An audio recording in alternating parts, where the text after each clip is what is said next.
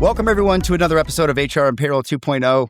I'm Pete Tiliakis, and as always, I'm joined by the legendary Julie Fernandez. Welcome, Julie. Thanks, Pete. I'm excited because we're doing another vet conversation today. Yes. Who'd you bring with you? Yes. I want to introduce Ross Dickman. Ross is the CEO of HireHeroes USA. And if it's okay, Ross, I'd like to read your bio if you don't mind. I just want to kind of just read a little bit about your background and how you got here before we learn about how you got here. That's okay.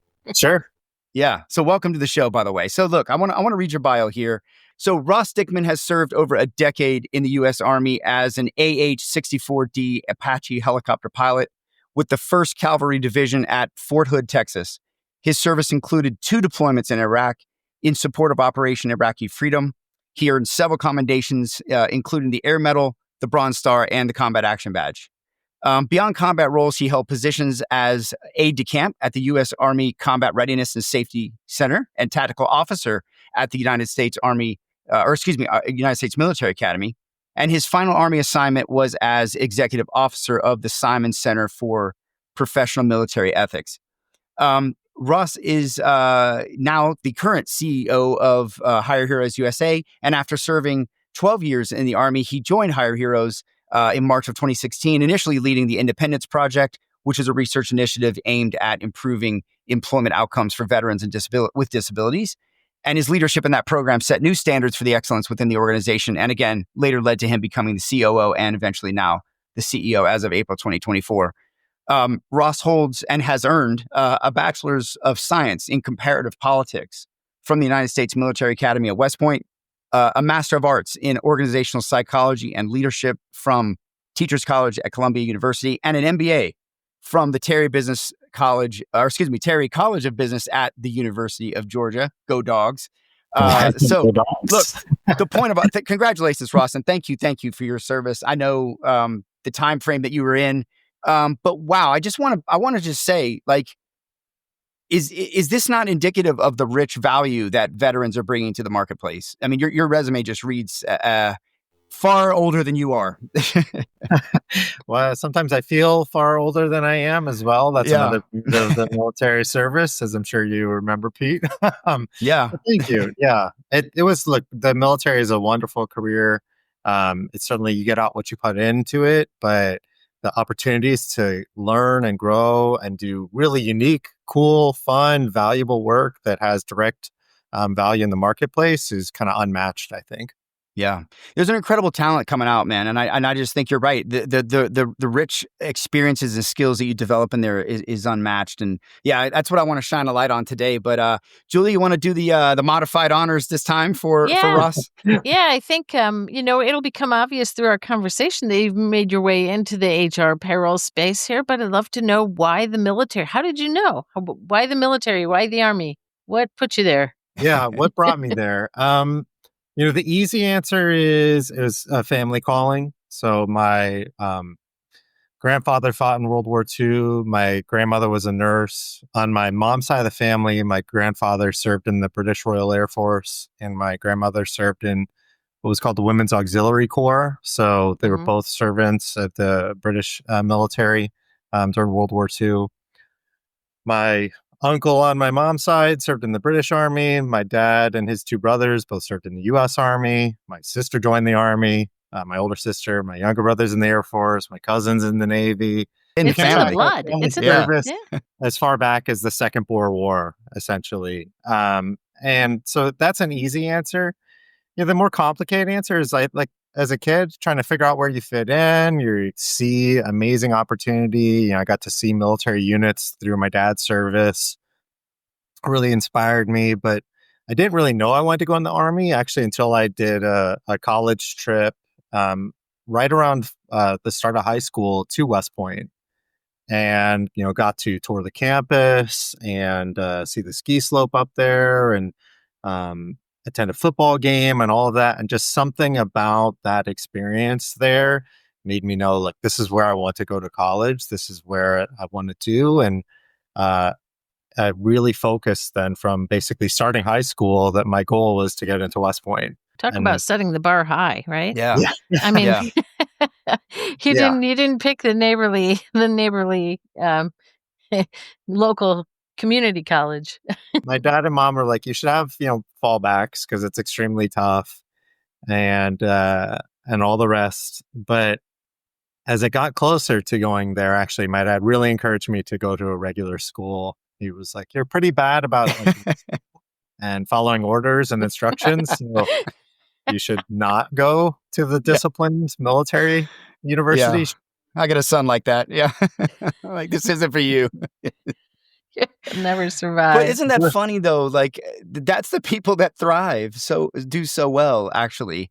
There's a lot of you in the military that didn't, their parents probably didn't see that. They're the folks in their life might not have seen it as well. But thankfully that you did that. I mean, and look, I know when you went in, but how much did the Iraq War have to do with your decision? I mean, that was prime 2001, 2004, I think, right? Yeah, so I started in May of 2000.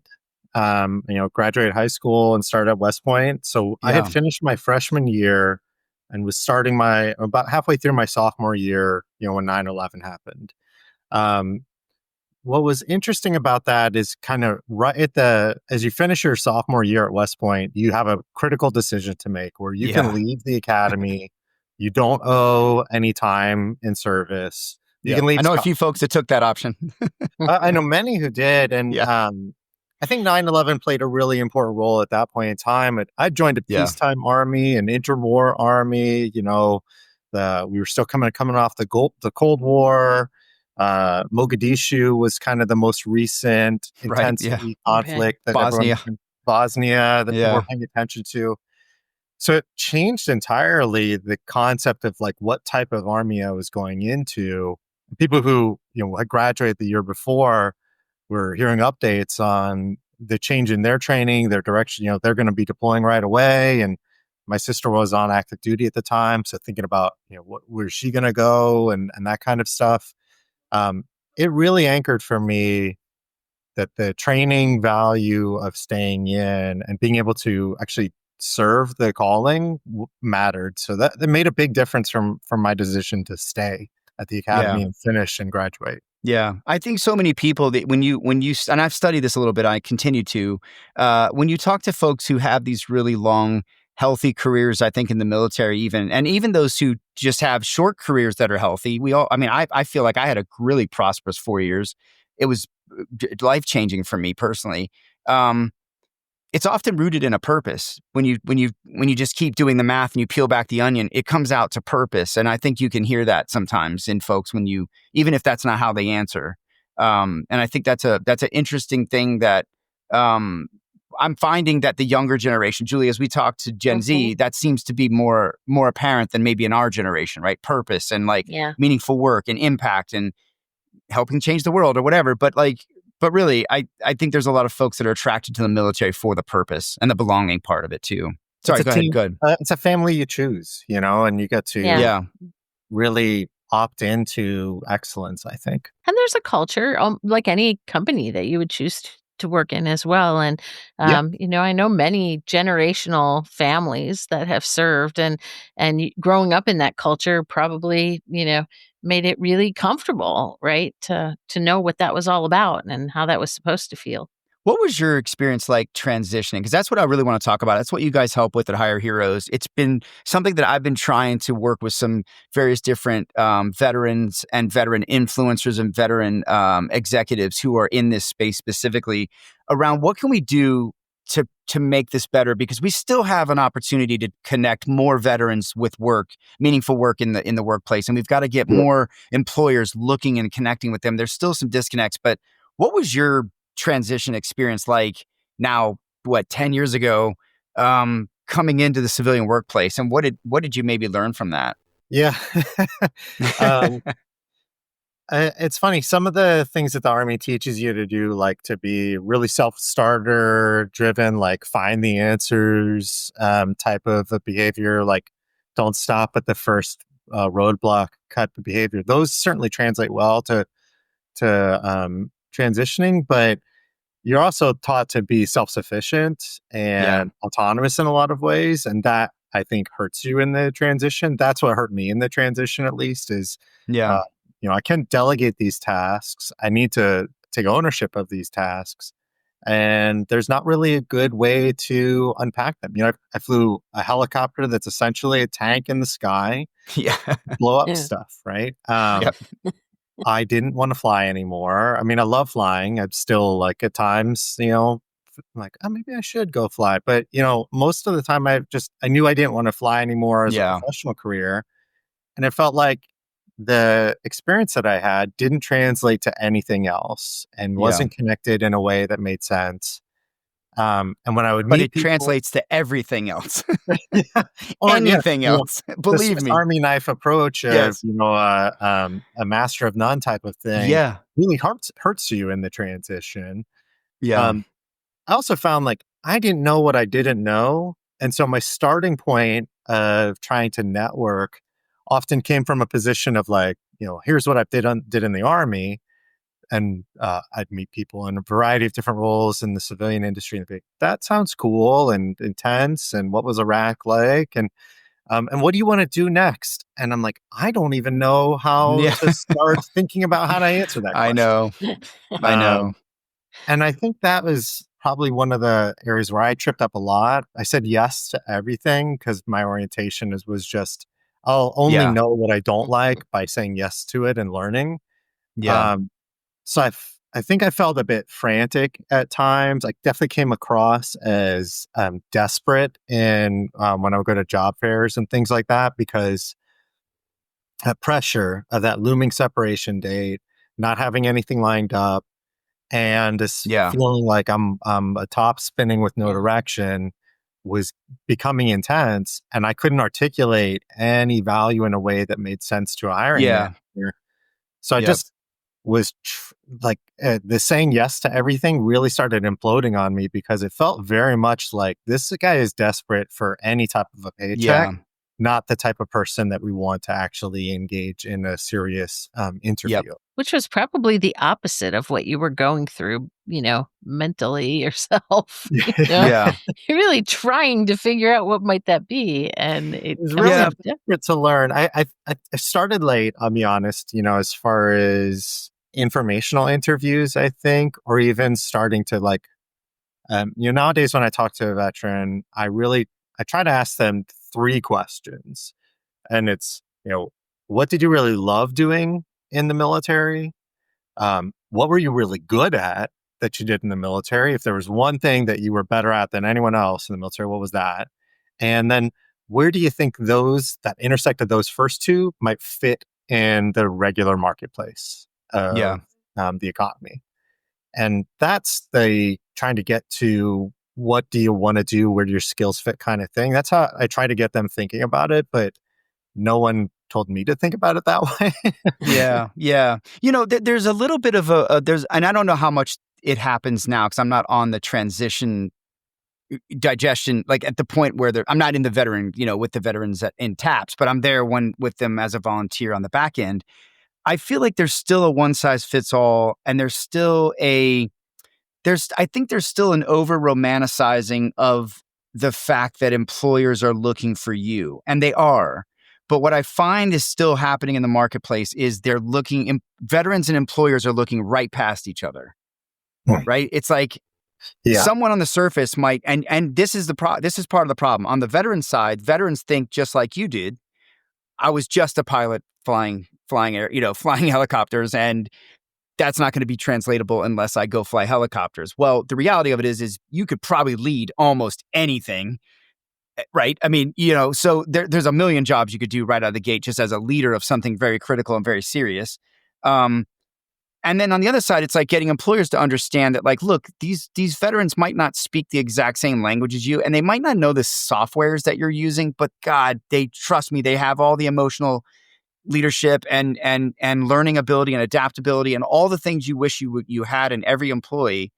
But we got to get everybody on the same page. And I think that's still the tricky part. And I don't know what the answer is entirely. So, but what is your lens? Like now that you've kind of come, it's 10 years later, you're now the CEO of a major organization.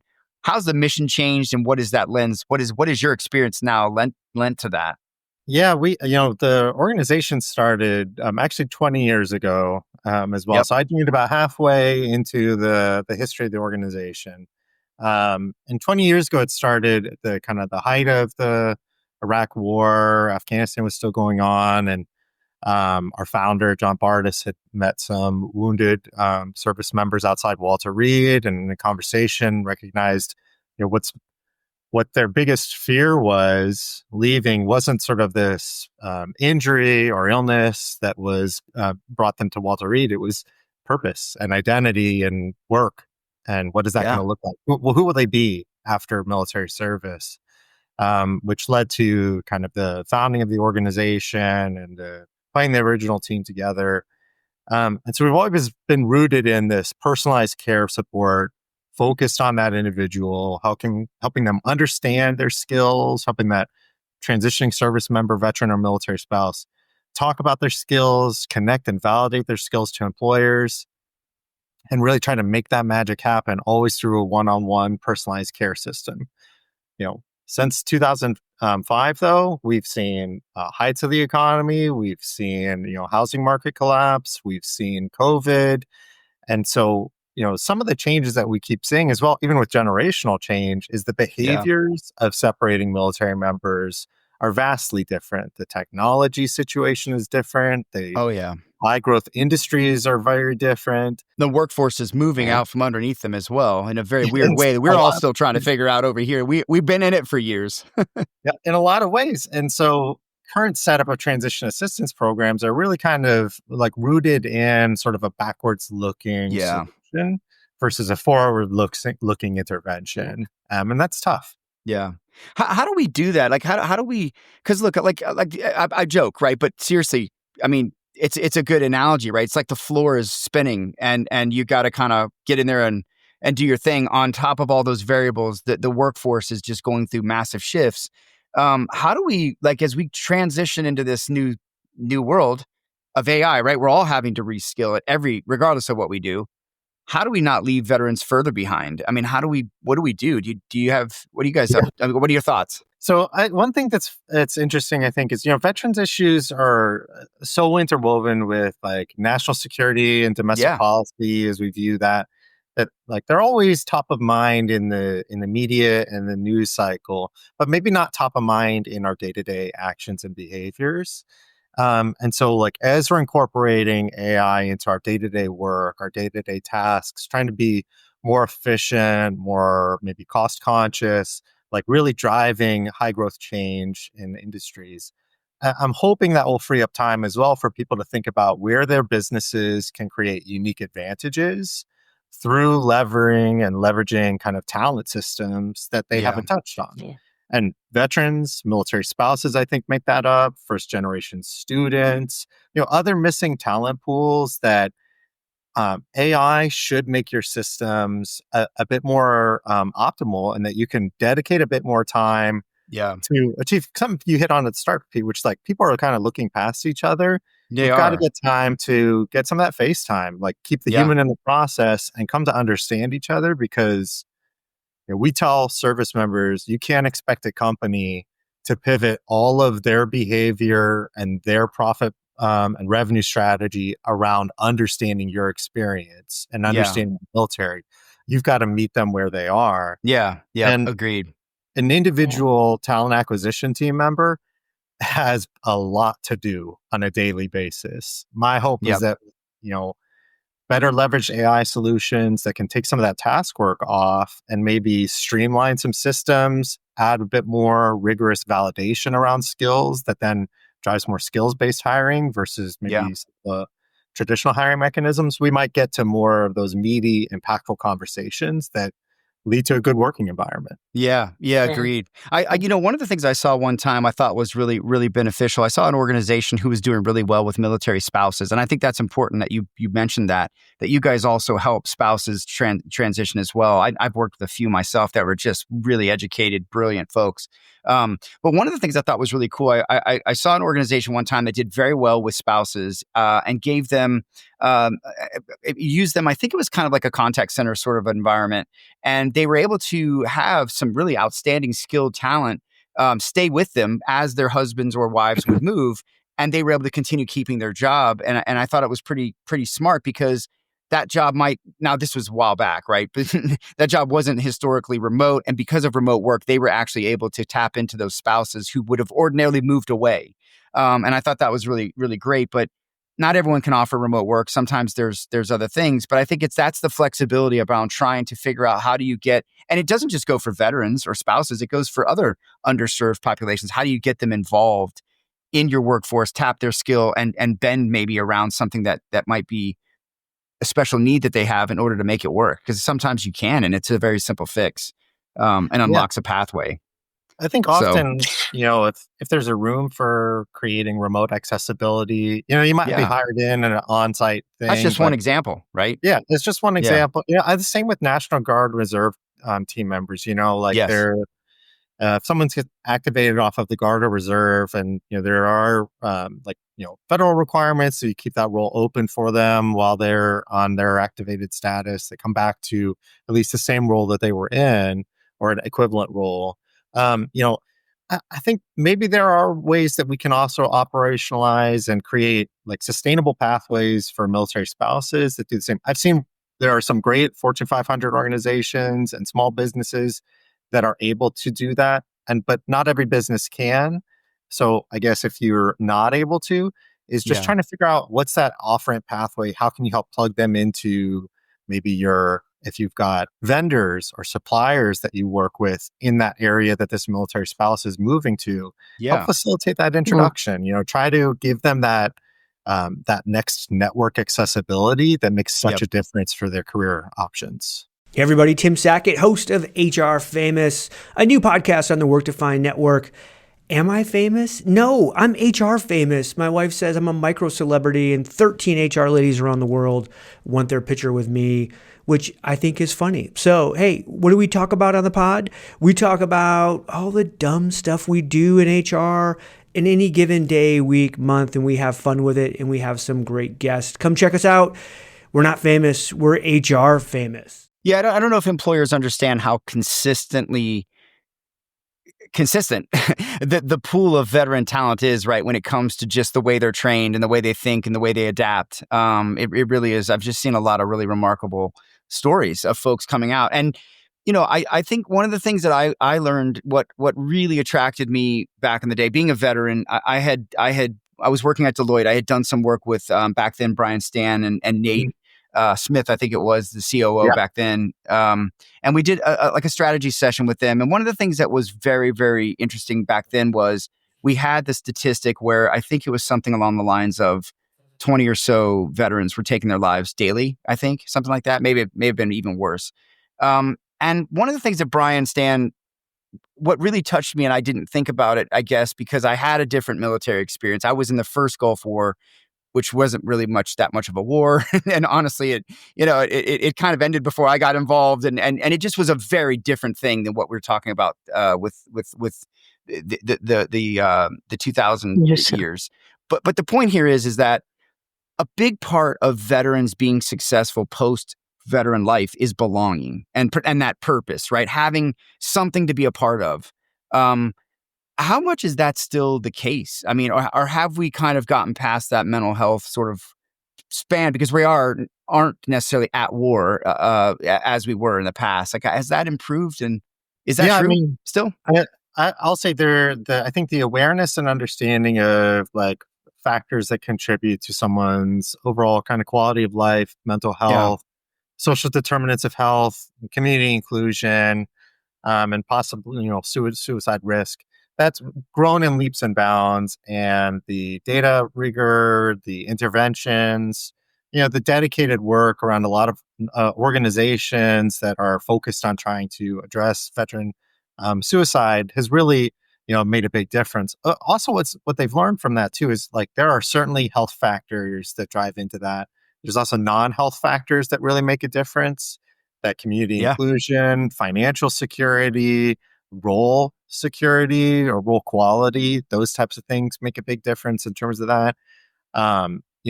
Because it often comes down to a combination of a couple of factors there, and then maybe a couple of bills that they're not able to make ends meet, and those things create sort of a slippery Yeah. slope dynamic. What we found is like we're both an upstream and a downstream attempt to try and work on that problem. Upstream, the more seamless we can make and the more integrated we can make the transition assistance experience for a user, for a transition military member and their family, the better upstream we can set them on a path to economic opportunity and role mobility in sort of a positive direction. That helps take away a lot of those non-health risk areas related to suicide. Downstream, it really is about getting into that role where one of the things about service members and veterans that can harm them in the labor market is that there's such a positive general orientation towards military service, selfless service, this country before self type of orientation, that it can at times and unintentionally mean that people direct service members towards career roles and paths where they are delivering a social good, but that don't necessarily have maybe an equitable pay structure. Right. And I think, sometimes that's right for the individual because they're not looking to kind of, make the most money. They're looking to work in a role where they have the most sense of connection to the mission. Yeah. Agreed.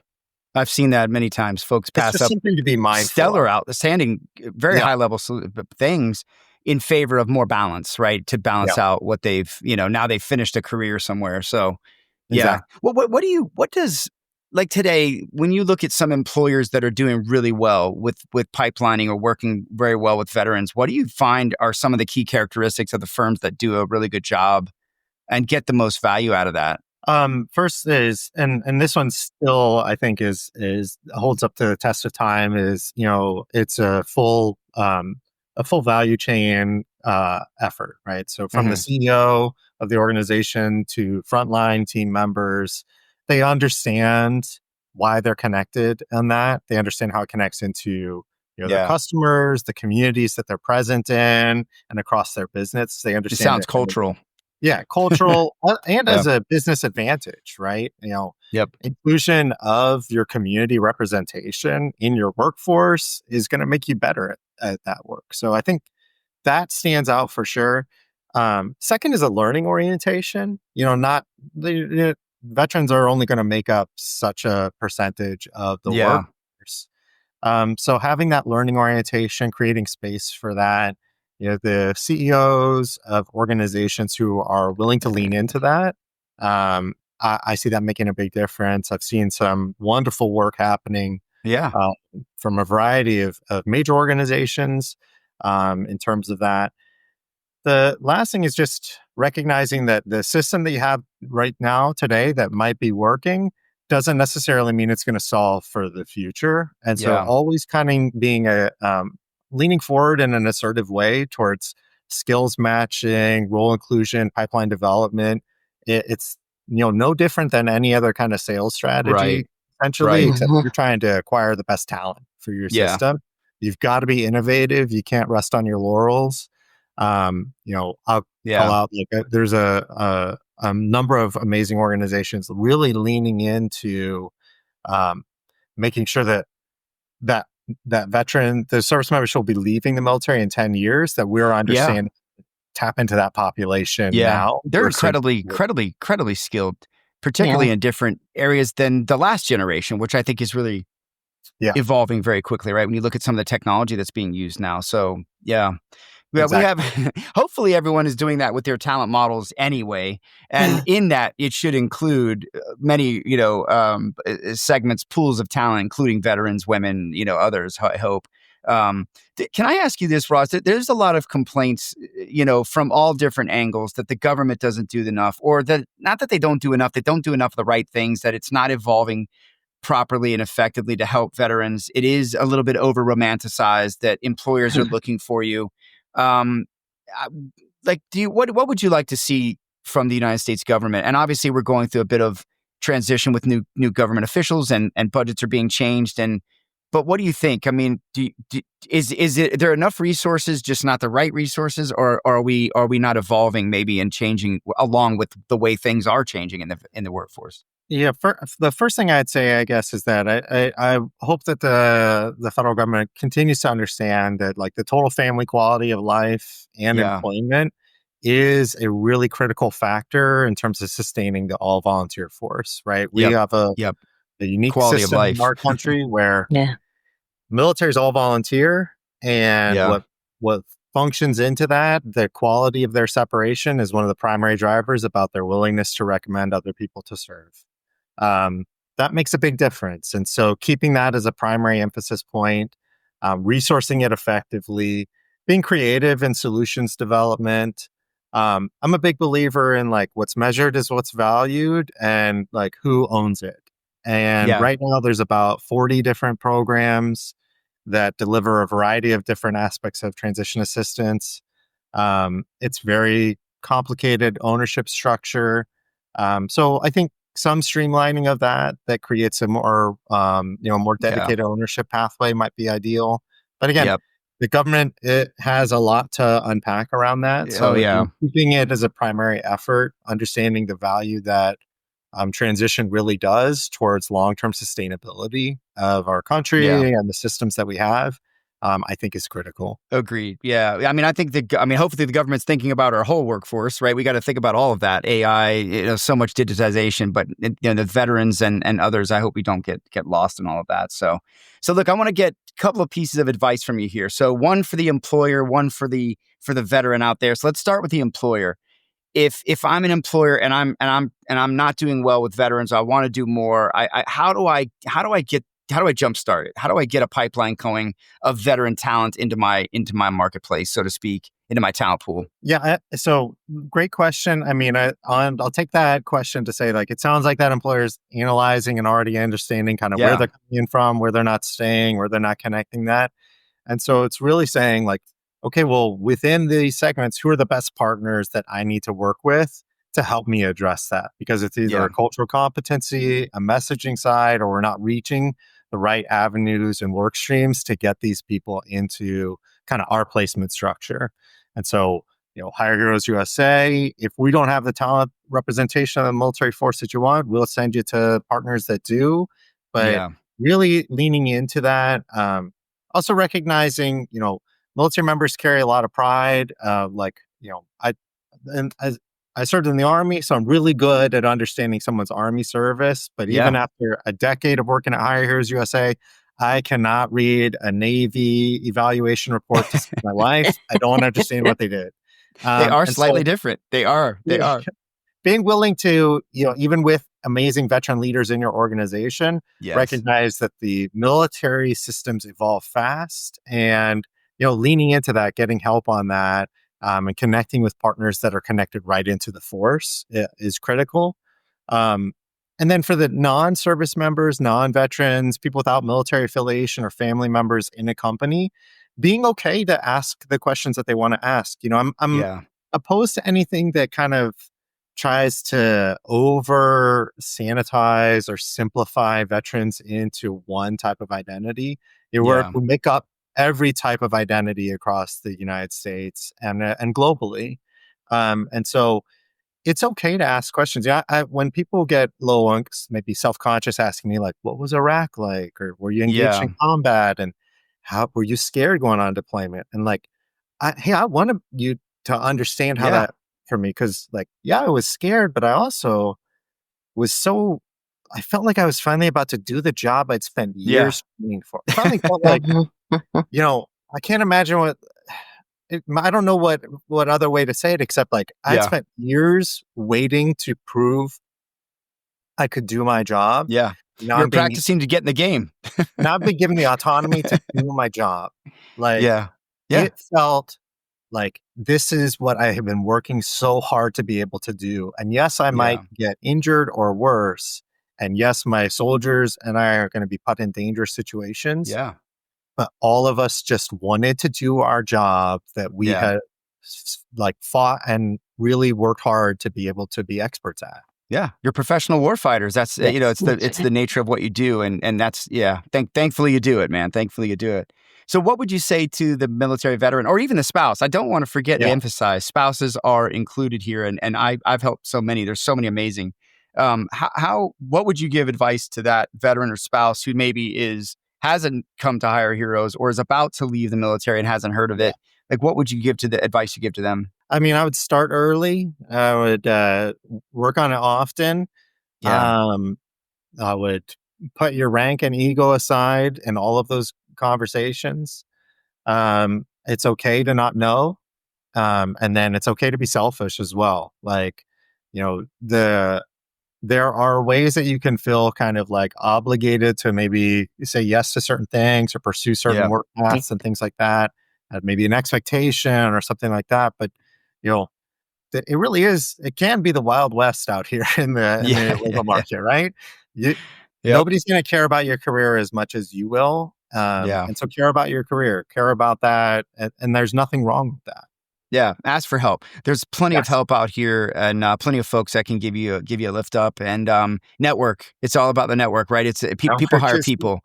And It's so broaden your true. network too. Like this is Yes. something I think military members have a narrow, deep network, meaning it's Yes. mostly a lot of other military people and it goes pretty Right. deep. Mile wide. Yep. But it's not very broad. Yeah. And it takes a lot of effort to break into that kind of a Yeah. broad network. And you're going to fall flat on your face a lot of times. Maybe Yep. some Yep. uncomfortable conversations. Get comfortable in the uncomfortable. Yeah, networking is a skill. You got to do it, and the more you get out there and let people know what you're about, share your value prop, and start letting people know you're looking for a role, you're looking for a job, you're curious, you're trying to figure things out. The more people are going to want to help you, and you stand out. You have skills that even the most educated peers don't have, and you can certainly put those to good use very quickly with some opportunity. And maybe beyond that, while you may feel conscious or self-conscious of your skills, you have confidence. I mean, that's something that the military is just known to build is confidence in an individual contributor. And these same issues, we hear in other different segments of the population, whether it's a generation or a race or something, and that culture, the belonging theme, they're all there, and yet the lens is different. The lens is unique. And I can't think of a group that has more confidence instilled into it than the vets. Yeah, and ready for AI, just ready for the future. True, I think true. super poised for that. So Russ, tell me how. So what's next for Hire Heroes at you and Hire Heroes, and how do we get in touch? How do folks get in if they want to help? Yeah, we are. We're pushing forward and kind of continuing to refine our programming to make sure that every single service member and military spouse that's coming into our system is getting that prioritized care. We built our system to make sure that we address the biggest kind of barriers and need signals first. So unemployed and underemployed veterans or military spouses get prioritized treatment, but we do aim to serve every single person that engages with our system, and been really pleased that we do make that happen. Also, just keeping homeless veterans issues and their economic opportunity and transition front of mind. There's some changes happening relative to federal government structures for that. And we do some homeless veteran work in a few counties across the country, as well as partner with amazing organizations that deliver direct care on that. We want to make sure that sustains and continues to push forward. And really integrating into communities. We're a national service organization. Yes. So we serve across industry segments of any service member, any rank, any type of background or experience, connect them to any employer types. But we found a lot that also community level integration makes a big difference. So if you're a small business operating in a community that you want to plug into more service members, we're ready to partner with you on that type of an effort. And just, we're really excited about the direction that I think veterans issues will continue to go. We've had some wonderful conversations up in DC and some really great interactions kind of across the board with those who care about military quality of life and are working hard to make it. That's great. Thank you, man. I appreciate what you do, and thank you for coming on. We will we'll make sure we share all the links. And look, I'll tell everyone, if you're a veteran out there and you need help, get in touch with Hire Heroes. You can't find a better group of folks to help you out. And if you're interested in volunteering, I'd be happy to talk to you about that. I've been doing it for over 10 years. I find it's one of the best ways I can use my love for the veterans and understanding for the veterans and pair that with my HR experience and my network. So happy to do what I can, and it's a great, rewarding way to very incrementally provide some help back to a great community. And we got to get more veterans pipelined into the workforce. We Amen. tremendous skill sets there, men and women, and we appreciate what they do. So Pete, thank you, Ross, for what you guys do. Yeah. Just real quick double tap on the volunteer. Please. But too, and I know the website will be dropped, but one of the things I got to thank you first for your volunteering, but also for the other thousands of volunteers that we have. It is such an impactful way to make a difference in a single hour segment at a time. Not only have we learned through years of data analysis on this, but veterans who participate in our volunteer-led mock interviews are 2.5 times more likely to get a job. If they use volunteers for salary negotiation tips, they're getting about $15,000 more a year from what they learned through our industry experts who are volunteers in our organization. So what can companies do who want to connect to veterans as well?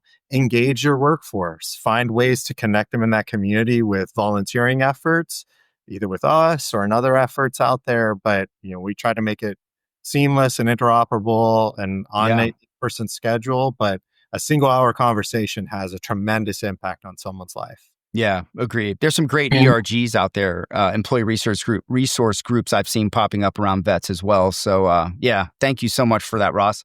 We really appreciate it. And we'll share. And again, you can reach Hire Heroes at HireHeroesUSA.org. I'll share all the links. I'll share links to Ross's profile. And as always, thank you so very much. And thank you, Ross, for joining us. Thanks, Pete. Thanks, Julie. It was a real pleasure.